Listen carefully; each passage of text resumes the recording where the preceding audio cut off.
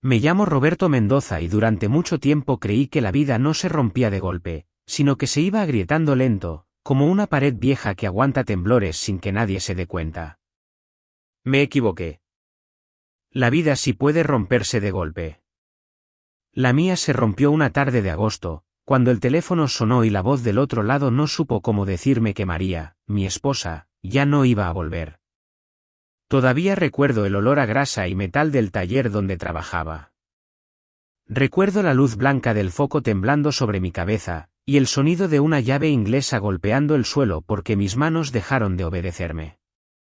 Recuerdo cómo sentí que mi pecho se encogía, como si alguien me apretara el corazón con una mano gigante. Y luego recuerdo el silencio, ese silencio raro que llega cuando todo lo demás se vuelve demasiado. Tenía 42 años. 4 hijos. Un sueldo de mecánico que alcanzaba justo para no caer. Sofía, la mayor, tenía 14. Los gemelos, Carlos y Diego, 11. Valentina, 6, con esa forma suya de agarrarse a mi pierna como si yo fuera el último árbol en medio de una tormenta. Después del funeral, la gente fue volviendo a sus rutinas como si nada. Yo no. Yo me quedé en un lugar donde los días se parecían demasiado, donde la casa olía a ausencia y los platos se acumulaban como si nadie supiera qué hacer con la vida. Sofía intentó sostenerlo todo. Eso fue lo que más me dolió. Ver a mi hija dejar de ser niña para volverse un pequeño adulto. Si tú también has visto a alguien crecer a la fuerza, deja un comentario, porque hay dolores que se entienden mejor cuando se comparten. 3 meses después de la muerte de María, el taller cerró. El dueño se fue a Estados Unidos con la promesa de volver, y no volvió. Nos quedamos sin trabajo y sin futuro inmediato. Mis ahorros se habían ido en el funeral, en medicinas, en días donde yo no podía ni levantarme, y el mundo no espera a que uno sane. Vivíamos en Guadalajara, en una casa humilde de 2 cuartos. No era bonita, pero era nuestra. Hasta que el dueño se cansó de esperar.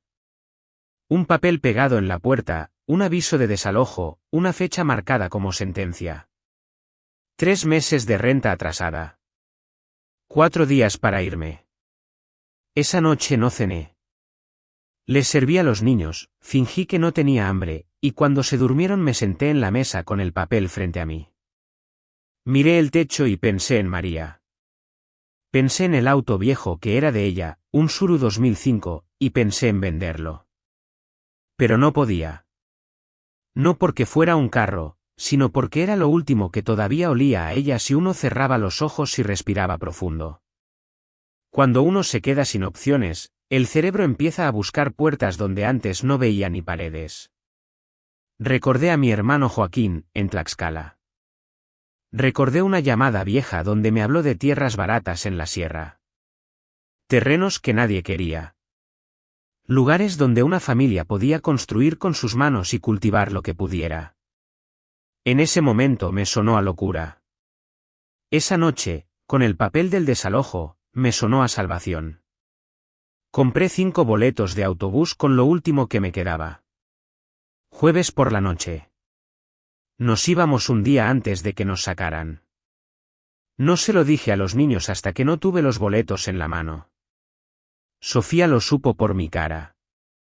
Los gemelos lo adivinaron por mi silencio. Valentina solo preguntó si íbamos a ver montañas. Nos despedimos de la ciudad sin ceremonia. Vendí lo poco que tenía, una mesa, una televisión vieja, un ventilador que ya sonaba como tractor. Empaqué ropa, documentos, fotos de María, y una muñeca de trapo de Valentina que parecía llevar años sobreviviendo. El autobús salió a las 11:30. Los niños se quedaron dormidos poco a poco, en posiciones imposibles. Yo no dormí. Miré por la ventana las luces alejándose y me pregunté si estaba huyendo o si estaba buscando una oportunidad. A veces las dos cosas son lo mismo. Llegamos al amanecer. Joaquín estaba ahí. Mi hermano mayor siempre tuvo esa energía que yo perdí. Me abrazó fuerte, como si quisiera apretar de mí el dolor. Su esposa Carmen nos recibió con comida caliente, con cobijas, con esa amabilidad que te da vergüenza porque te recuerda que todavía existe gente buena. Durante una semana dormimos apretados, pero dormimos.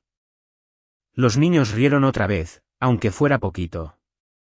Valentina volvió a jugar sin mirar la puerta cada 5 minutos. Sofía dejó de vigilarlo todo un rato. Yo empecé a respirar. Joaquín me llevó a la sierra el martes siguiente. Una camioneta vieja, un camino de terracería, pinos que parecían tocar el cielo. Los gemelos miraban todo como si el mundo fuera nuevo. Diego señaló un águila y casi se cae del asiento por asomarse. Carlos sonrió en silencio, guardando el paisaje en esos ojos suyos que siempre parecían estar pensando. Sofía abrazó a Valentina como si quisiera prometerle que esta vez sí íbamos a estar bien. La comunidad era pequeña. Casas de madera, adobe, lámina. Huertos. Gallinas. Un pozo comunitario. Un arroyo que cantaba cerca. No era fácil, pero había algo que yo no veía desde hacía meses, gente que se ayudaba sin esperar nada. Doña Esperanza era la voz del lugar. Viuda, 60 años, mirada firme. Hablaba como quien ya sobrevivió a todo. Nos dijo que ahí nadie tenía mucho, pero lo poco se compartía. Si alguien se enfermaba, todos ayudaban. Si alguien necesitaba techo, todos ponían manos. Mientras ella hablaba, yo sentí que algo dentro de mí se movía. No era alegría, todavía no. Era otra cosa. Como una semilla que no se atreve a salir, pero ya está viva. Los niños corrieron por el bosque. Y entonces escuché a Valentina gritar mi nombre con esa urgencia que solo tienen los que descubren un milagro. Corrí hacia donde estaba y me quedé parado con la boca abierta. En un claro, entre robles viejos, había un tronco gigantesco. Un ahuehuete muerto desde hacía décadas, hueco por dentro, ancho como una habitación. Y dentro del tronco, una puerta. No una puerta improvisada. Una puerta de madera trabajada, vieja, pero firme. Había ventanas cortadas, y por una de ellas se veía una escalera de caracol. Era una casa. Una casa dentro de un árbol muerto. Una idea tan absurda que parecía un sueño. Entramos con cuidado. La madera olía a historia. Las paredes estaban pulidas. Había una cocina pequeña, un espacio de comedor, una sala. Arriba, un segundo nivel que servía como dormitorio. Luz natural entrando por ventanas estratégicas. Instalación eléctrica vieja. Tuberías sin uso. Sofía pasó la mano por la pared y sus ojos se llenaron de algo que no veía desde que murió su madre, ilusión. Los gemelos subieron corriendo. Valentina se quedó pegada a mí, como si el lugar fuera demasiado grande para su corazón. Encontré libros cubiertos de polvo y una carpeta de cuero con documentos. No toqué mucho. Sentí que ese lugar tenía dueño, aunque estuviera vacío. Volvimos con Doña Esperanza y le pregunté. Ella lo supo. Dijo que era la casa del profesor Castillo, un hombre educado que llegó años atrás, compró tierra, hizo esa casa imposible, vivió un tiempo y un día desapareció. Nadie volvió a verlo. Esa noche, mientras los niños dormían en casa de Doña Esperanza, yo me quedé mirando el bosque por la ventana. Pensé en la puerta dentro del tronco. Pensé en la palabra destino. Y por primera vez desde que María se fue, sentí que tal vez, solo tal vez, la vida todavía tenía una esquina escondida donde podía empezar de nuevo. Si hasta aquí ya te atrapó la historia, déjame un like y dime en los comentarios desde qué país me escuchas. A veces un simple mensaje de alguien al otro lado del mundo le da fuerza a un padre que está luchando. Al día siguiente fui a la presidencia municipal del pueblo más cercano.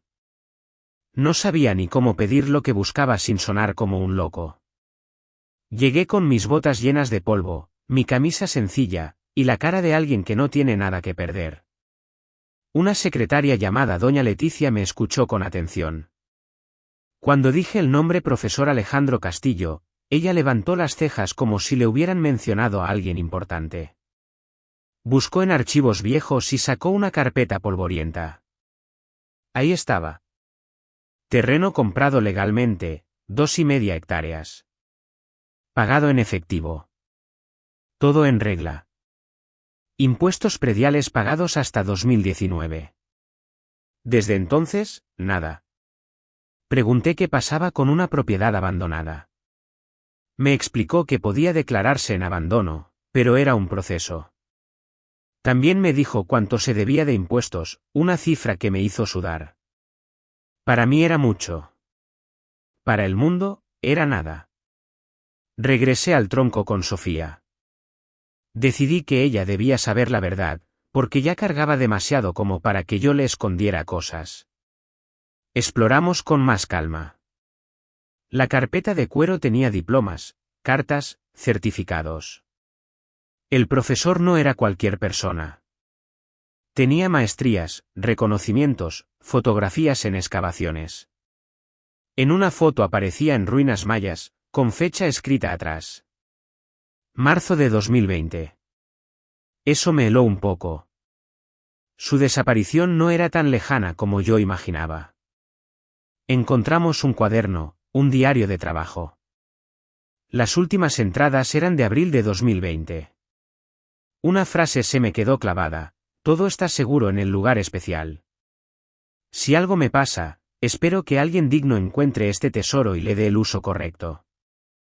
Sofía me miró y yo supe que ella estaba pensando lo mismo que yo. Había algo escondido. Durante 2 días buscamos. Los gemelos revisaban paredes, golpes, huecos, como si el tronco fuera un rompecabezas.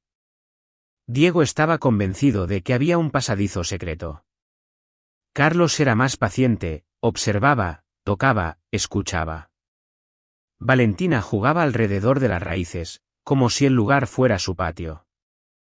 Y fue Valentina la que lo encontró, como si los milagros eligieran a los que miran con ojos limpios. Una piedra grande, junto a raíces expuestas, se movía. La empujamos entre Diego, Carlos y yo, y apareció una abertura rectangular disimulada. Una entrada hacia abajo. Un escondite. Me metí primero con la linterna del teléfono. Bajé con el corazón golpeándome las costillas. La cámara era pequeña, pero bien construida. Estantes, vitrinas improvisadas, cajas selladas. Y ahí estaban, piezas arqueológicas, cerámica pintada, obsidiana, jade, figurillas, objetos que parecían respirar siglos. Había etiquetas detalladas. Todo parecía catalogado por alguien obsesivo y cuidadoso. En una mesa, una carta sellada dirigida al siguiente custodio. Salí temblando. Les dije a mis hijos que no bajaran. Esa noche, a la luz de una vela, leí la carta. El profesor explicaba que había enfermado grave, que viajó buscando tratamiento, que temía morir lejos. Decía que la colección era legal y que tenía permisos.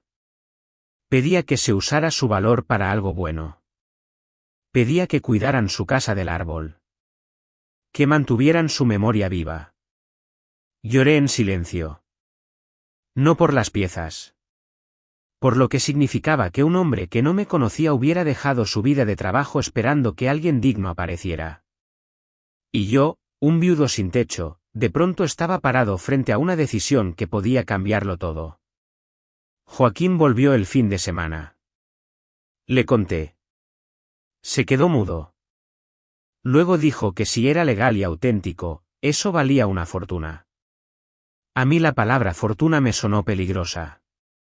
Como si la vida no pudiera ser tan generosa sin cobrar algo a cambio.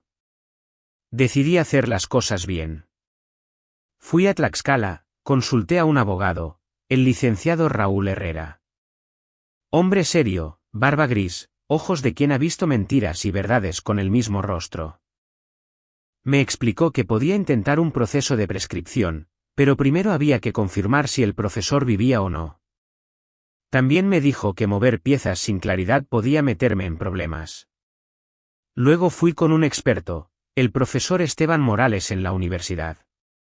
Le llevé fotos discretas.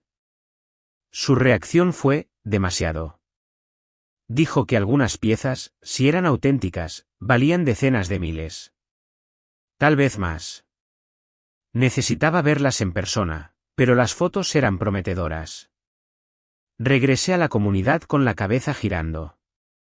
Les conté a mis hijos, a doña Esperanza. Sofía preguntó qué pasaba si todo salía mal. Le dije la verdad, seguiríamos siendo pobres, pero al menos habríamos intentado. Pasó una semana. Y entonces llegó la llamada del licenciado Herrera.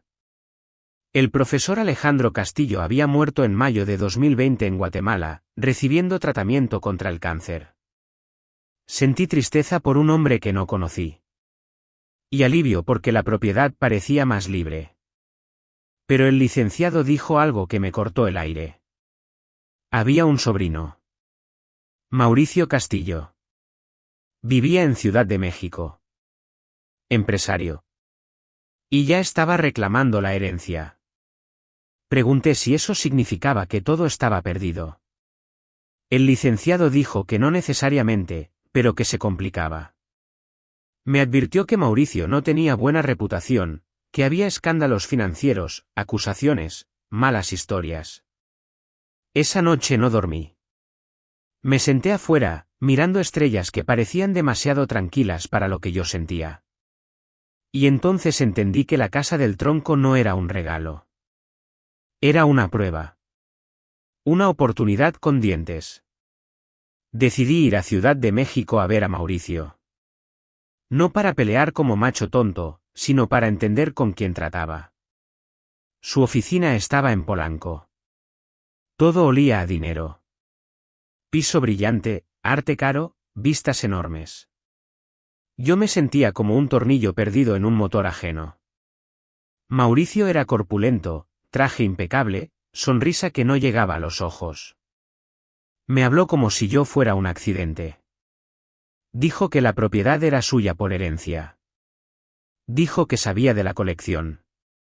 Me ofreció 50.000 pesos para irme y entregar todo. 50.000. Para él era un billete. Para mí era el año entero de lucha. Pero era insulto. Porque no se trataba solo de dinero. Era la idea de que mi dolor podía comprarse. Me levanté y le dije que no. Su sonrisa se borró. Dijo que tenía recursos que yo no imaginaba. Salí de ahí con una mezcla de miedo y furia. En el autobús de regreso llamé al licenciado. Le conté. Él dijo que eso confirmaba su sospecha, Mauricio no quería memoria, quería negocio. Esa misma semana empezaron las presiones. Investigadores privados llegaron a la comunidad, diciendo que aseguraban la propiedad.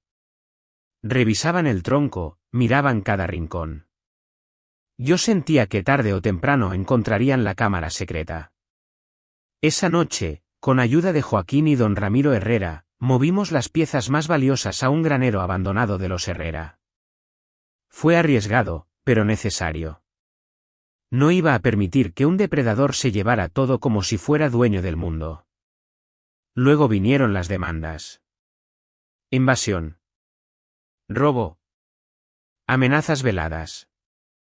Y un golpe bajo, un hombre se acercó a mis hijos saliendo de la escuela diciendo ser trabajador social, insinuando que vivían en condiciones inadecuadas. Sofía lo enfrentó con dignidad, pero yo entendí el mensaje, iban a usar a mis niños como arma. Esa noche reuní a mi familia. Les dije que Mauricio jugaba sucio. Diego apretó los puños. Carlos bajó la mirada. Sofía sostuvo mi mirada como si me dijera que no me iba a dejar caer. Si en algún momento de tu vida sentiste que el mundo te pisa cuando ya estás en el suelo, comenta aquí abajo. No por morbo. Por compañía. A veces un comentario es una mano. El licenciado Herrera investigó a Mauricio. Encontró un patrón, robaba herencias complicadas, abrumaba con abogados, intimidaba hasta que la gente se rendía. Y conocimos a una víctima, María Elena Vázquez, maestra de Puebla, a quien le había quitado la casa de su madre. Fui a verla. Me contó cómo Mauricio torció papeles, cómo apareció deuda donde no había, cómo la desgastó hasta que no pudo pagar más abogados. Pero también me dijo algo crucial: ella tenía copias de información sobre evasión fiscal, cuentas ocultas, irregularidades. Regresé con una idea distinta. Ya no era solo defensa. Era contraataque. Con el licenciado presentamos denuncia fiscal. Contactamos a un periodista de investigación, Alejandro Ruiz. Él escuchó mi historia y se interesó. Me dijo que si documentaba un patrón, podía ser nacional. Mauricio escaló. Una noche 2 hombres me interceptaron y dijeron que sería una lástima que algo les pasara a mis hijos. Sentí una oscuridad que nunca había sentido. Pero también sentí algo más fuerte: decisión. Reuní a la comunidad. Conté todo. Las amenazas. La herencia. La casa del tronco. Y ocurrió algo que todavía me da escalofríos: la gente se levantó conmigo. Don Ramiro dijo que mi lucha era la de todos. Doña Esperanza prometió apoyo. Los Vázquez ofrecieron vigilancia. Otros ofrecieron contactos.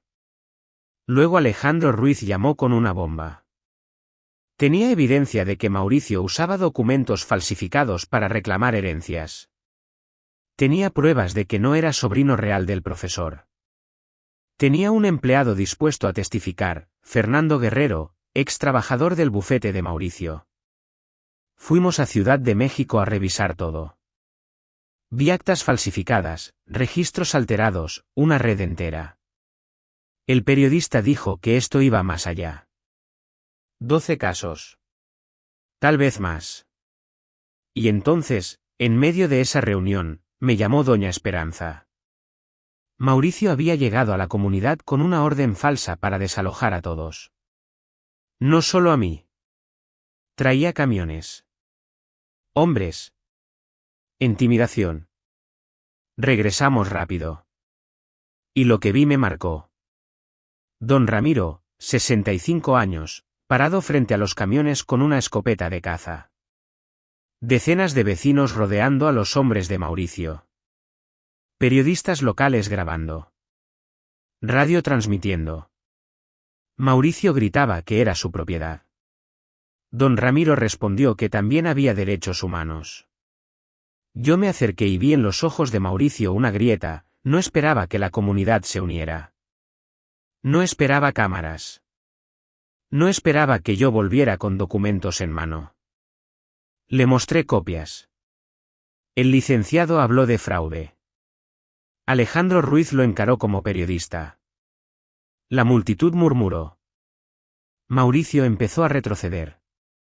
Se fue diciendo que no había terminado. Pero yo sabía algo: cuando un depredador retrocede, prepara otro salto. Y tenía razón. Al día siguiente la historia explotó. El reportaje de Alejandro Ruiz salió en un medio grande, y luego en otros. La gente compartía, comentaba, se indignaba. Por primera vez, yo no era solo un hombre desesperado en un bosque. Era el rostro de una injusticia que muchos reconocían.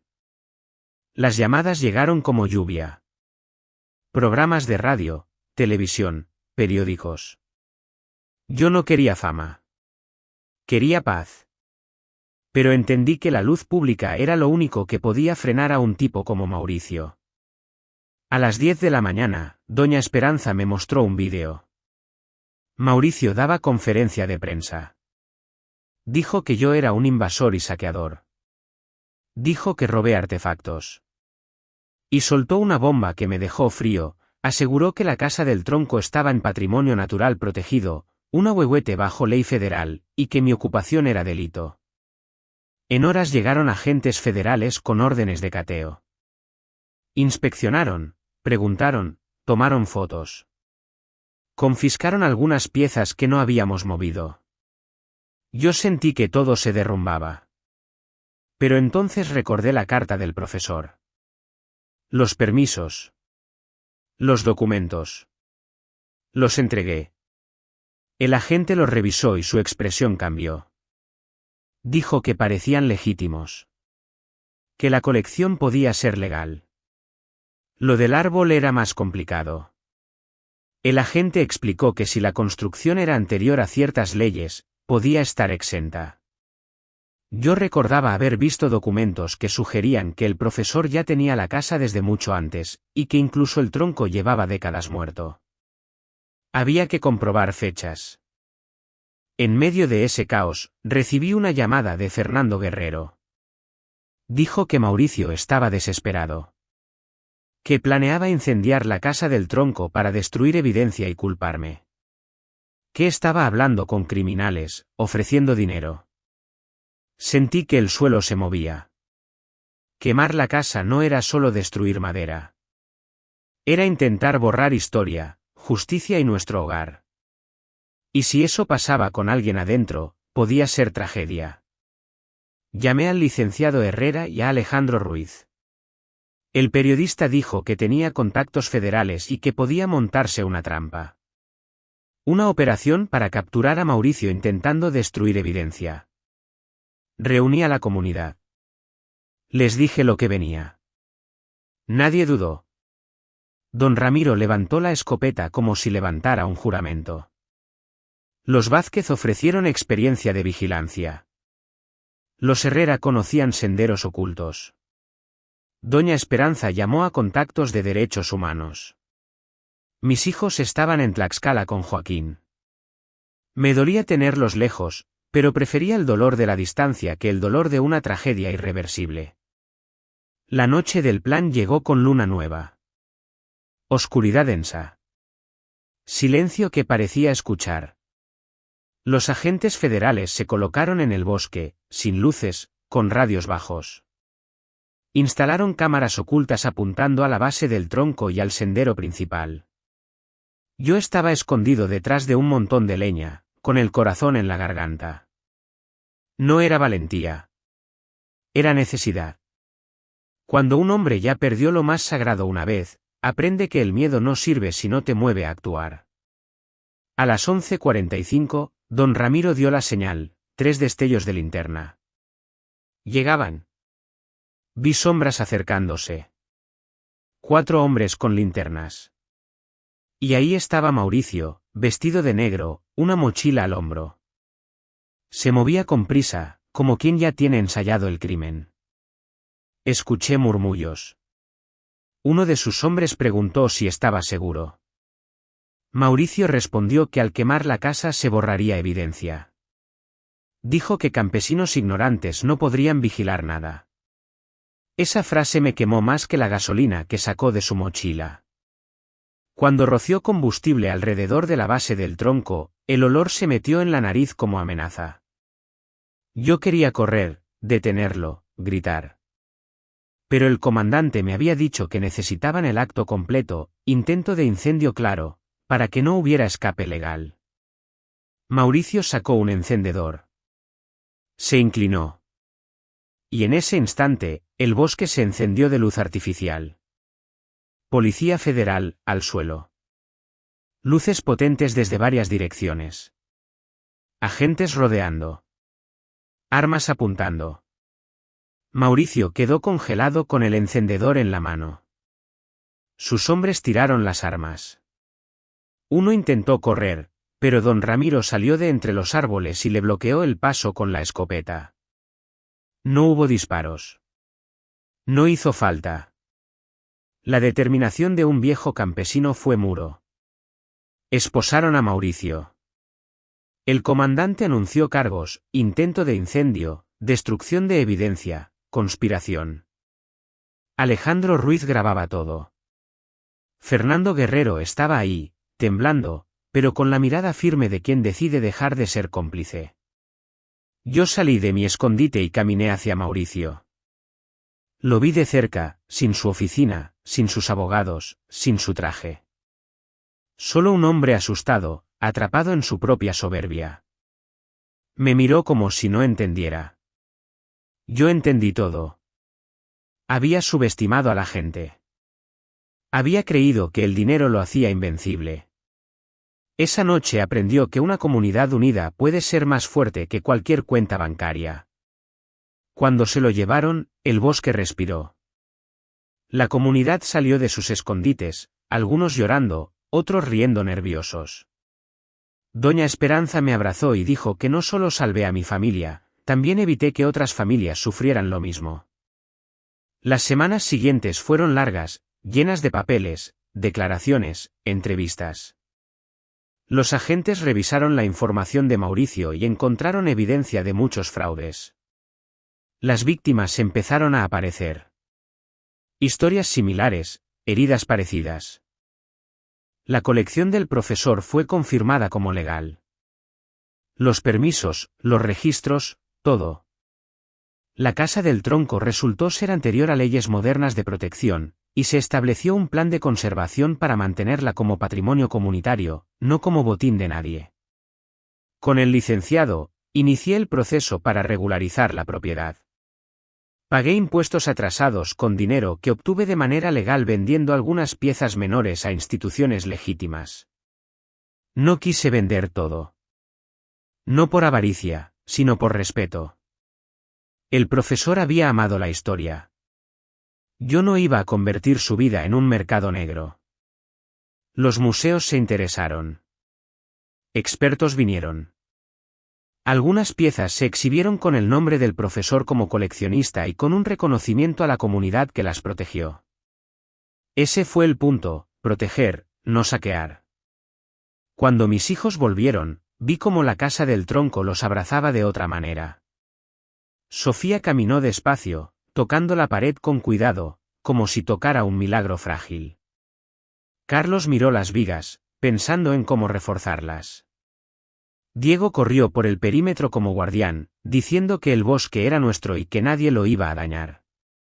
Valentina se puso de puntitas para mirar por una ventana y dijo que parecía que el árbol todavía estaba vivo. Esa frase me rompió bonito. Porque entendí que nosotros también estábamos volviendo a vivir. Con el dinero, hice lo que María habría hecho, asegurar futuro. Educación para Sofía. Apoyos para los gemelos. Un fondo para Valentina. Y un compromiso con la comunidad, mejoramos la escuela, se instalaron paneles solares, se arregló el sendero al pozo. No era caridad. Era justicia compartida. Un año después recibí una carta de María Elena Vázquez. Me dijo que Mauricio fue condenado y que muchas víctimas recuperaron propiedades. Me dijo que gracias a la exposición pública, el sistema ya no pudo voltear la cara. Esa noche leí la carta en la mesa de nuestra casa curva, y miré a mis hijos. Pensé en María. No como una ausencia que duele, sino como una fuerza que todavía nos empuja desde algún lugar. No voy a decir que todo fue perfecto después. Hay heridas que no desaparecen. Hay noches donde extraño a María con un dolor que todavía me sorprende. Pero aprendí algo, la vida puede arrancarte todo, y aún así puede dejarte una semilla. Y si la riegas con esfuerzo, con comunidad y con dignidad, puede crecer en el lugar más inesperado. Incluso dentro de un tronco gigante. Si esta historia te hizo sentir algo, te pido 3 cosas muy simples. Deja un comentario contando qué habrías hecho tú en mi lugar. Dale like para que más gente la encuentre. Y suscríbete, porque aquí seguimos contando historias donde la esperanza no se rinde.